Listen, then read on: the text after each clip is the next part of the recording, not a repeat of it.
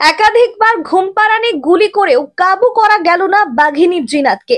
রাতভর তাকে ধরার জন্য অপ্রাণ চেষ্টা চালালো বন দপ্তর। চতুর বাঘিনী জিনাতকে ধরা ক্রমশই যেন দুঃসাধ্য হয়ে উঠেছে বন দপ্তরের কাছে। রাতভর দুবার ঘুমপাড়ানি গুলি করার পরেও তাকে অচেতন করা সম্ভব হয়নি। ফলে তাকে খাঁচাবন্দি করে উড়িষ্যার শিমলিপাল টাইগার রিজার্ভে নিয়ে যাওয়ার পরিকল্পনা এখনো অধরা থেকে গেল বন দপ্তরের কাছে। উল্লেখ্য, গতকাল শনিবার ভোর নাগাদ পুরুলিয়ার ডাঙ্গরডিহির জঙ্গল থেকে বাঘিনী ঢুকে পড়েছিল বাঁকুড়ার রানীবাঁধ ব্লকের গোসাইডিহির জঙ্গলে। বাঘিনীর অবস্থান নিশ্চিত হতেই শনিবার বেলা 10টা থেকে তাকে বাগে আনতে মরিয়া চেষ্টা চালায় বনকর্মীরা।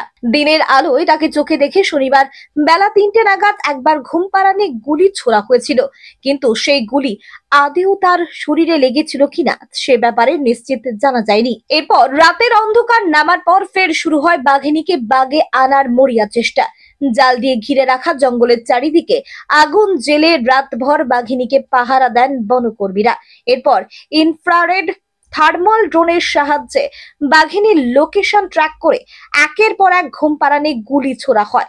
সূত্রের খবর, রাত 1:20 এবং 3টে নাগাদ দুবার বাঘিনীকে লক্ষ্য করে যে ঘুমপাড়ানি গুলি ছোড়া হয়েছিল তার লক্ষ্য ভেদ করে, কিন্তু ঘুমপাড়ানি গুলির প্রভাবে বাঘিনী সাময়িকভাবে ঝিমিয়ে পড়লেও তাকে উদ্ধার করে খাঁচাবন্দি করার আগে পুনরায় সে চাঙ্গা হয়ে যায়।